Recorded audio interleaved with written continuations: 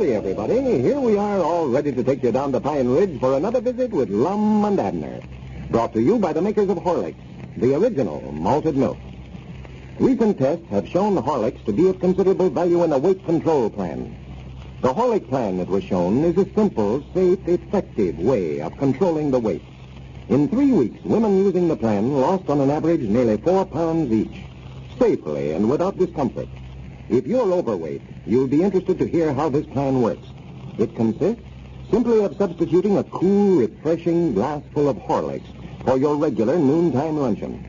Horlicks is without the excess calories of a heavier meal, and excess calories are a major cause of excess weight. In addition, Horlicks is a well-balanced food, containing the elements essential for proper nourishment and sustenance. That's why Horlicks is very safe and certain. It doesn't let you down, as do radical reducing plans. All you need is a package of Horlicks. It is not necessary to add milk unless desired. You can get Horlicks at your druggist in either natural or chocolate flavor. And now, let's see what's happening down in Pine Ridge. The stockholders of the Great Western Sterling Silver Company became dissatisfied with the way Squire Skimp has been managing the mine and decided to oust him from office, and had asked Lum to take over the office of general manager. Today, Lum called a meeting of the stockholders and asked them to pay him a salary to look after their interests, and also to pay for a helper for Abner on their new rolling store, so that he might devote all his time to the silver mine. As we look in on Lum's house today, he and Abner have just returned from the stockholders' meeting. Listen. Well, you can't blame the stockholders, Lum. They ain't got no money to be spending on you, fixing up an office and paying you a salary for being a president. Yeah, but they wouldn't even pay Grandpap's salary to work in the store in my place while I'm devoting all my time to the silver mine. Undoubtedly, they don't expect me to stand all the expense out of my own pocket. Well, I still don't see why you can't work in the store and look after the mine both. You've got plenty of time. Yeah, I've got plenty of time, all right, but that ain't it. It just don't look right for a president and general manager of a big silver mining company to be riding around town in a traveling store, weighing up a dime's worth of this and a nickel's worth of that. Well, now, if you want to hire Grandpap to work in your place, it's all right with me, Lum. But I know I ain't going to do all the work myself just 'cause you're a manager of the mine now. That's the stingiest bunch of stockholders I ever had dealings with. Even offered to work for $40 a month, and they wouldn't pay me that even. I ought to just quit. Resign myself. That's what I ought to do. Well, now, there's plenty of them that'll look after it for nothing if you don't want to. Be glad of the honor. I said I ought to quit. I never said I was going to. Yeah, well, you heard Killer Weehunt get up there at the meeting and say if you didn't want it, that he'd do it for nothing. Yeah, I heard him say that. He embarrassed me, too. He'd be a fine one to be at the head of a big company like that. He don't know Quicksilver from sterling silver. That'd be a fine howdy-do. Some big millionaire mine operator like that Mr. Worthington come in here to try to buy the mine from us and have to go over there to the blacksmith shop to talk to our general manager. Yeah, I reckon it would be pretty noisy trying to talk business over there and somebody beating on that anvil all the time. Well, not only that, it's just the ideas of it. It wouldn't look right. Wouldn't. The president of our company standing there shoeing a mule and talking about $1 million deal all at the same time. Well, I don't see nothing wrong with that. Why, they'd get the idea in their head they could buy it at any old price. See Caleb standing there in that old leather apron and holding our mule's foot in one hand. They'd figure he's so hard up for money, he'd take mine at any price they'd offer him for it. Well, I expect you would, too. The way them stockholders talk, they'd love to get anything they could out of it. Yeah, there ain't no use for them to be nervous now, though, with me looking after things. Granny's, I'll make them all rich. I'm going to try to sell the mine first, and if I can't sell it, I'm going to start digging that silver out of there. That's your time. That's one reason I want to get myself an office fixed up. Get someplace where I can concentrate. Study these big problems over careful. Well, now, if you're going to have to work in the store, well, you wouldn't have no time to spend in the office if you had one along. Yeah, that's the trouble. I wish I'd have been twins like all them Down children. Quartets or whatever they are. There's 5 of them. I could be in 5 different places all at once. Well, Lord me, if you're having all this trouble keeping one of yourself straight, what would you do if there was 5 of you? Well, I could at least be... All right. Excuse me. Yeah, go ahead. Hello? This is him. 5 of them. Who? That'd be 2 for. Oh, how are you, Miss Phillips? 4 too many here, that's what it is. Mom? Why, we ain't started out with the store yet today. We had a meeting of the stockholders of the silver mine this morning, and we more than likely won't start out now until after dinner sometime. First time I ever heard of 5 twins. Yes, Mom. Why, we ought to be by your house about 3 o'clock, I reckon. Yes, Mom. All right, Miss Phillips. Not at all, not at all. Goodbye.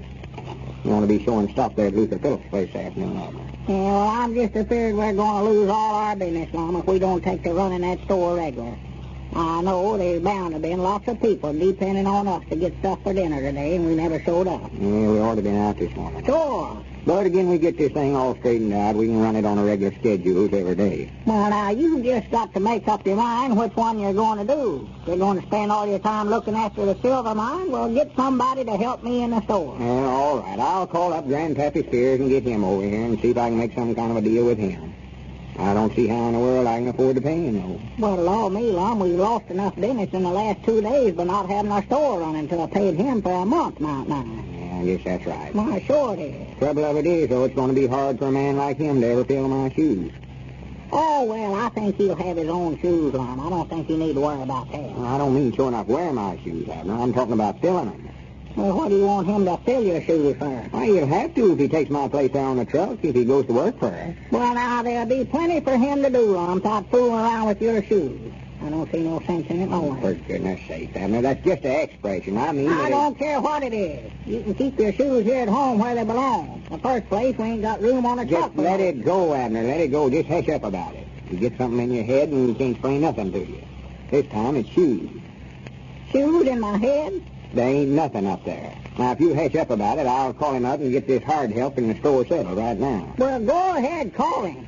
But now, if he goes to work on that store, he's got to have an understanding with himself that I'm the boss. What I say, go. That's what I want understood with him. You and him can settle that twist yourself. I'd end up in a big argument. You two ain't arguing about who's the boss. You're playing checkers, and I don't know which is the word. Wait. Hello? Grandpap? I ain't gonna argue. Why, this is Lum. Yeah, you know, I was talking to you yesterday about going to work for us on the new store on wheels.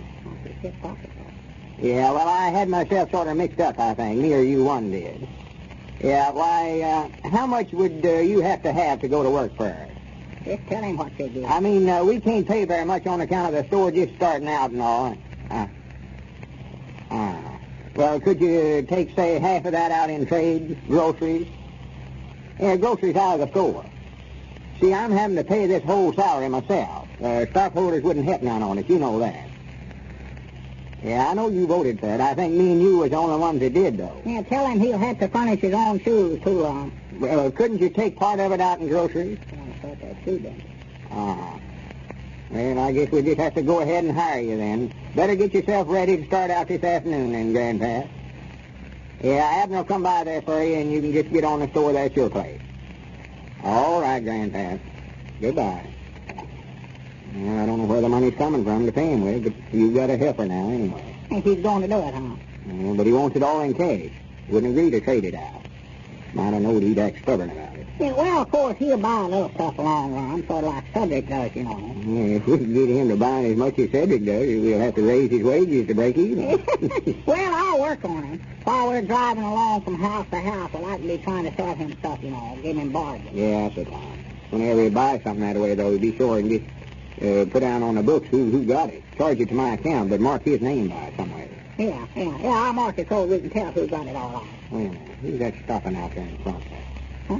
Yeah, I don't know. He's getting out. Stranger to me. Wait, let me go to the door there and see what it is. Yeah, might be some of your relations come to see you. Well, how do you do, sir? Hey, how you doing? Highway 88 from here. Highway 88. That's the main highway in the Yeah, that's the one in the county seat, yeah. Yeah. Why, just follow this road on down to the main part of town there and turn to your right after there at Dick Huddleston's store. That'll take you on into Mina. All right, what's the guard? Not at all, not at all. Just keep the main travel road. Dang, that's a neat contraption he's got there, ain't it? Yeah, what is that, a house he's got hooked on behind his car there? Yeah, that's what they call a trailer. House trailer. He lives right in that thing. Well, I do know.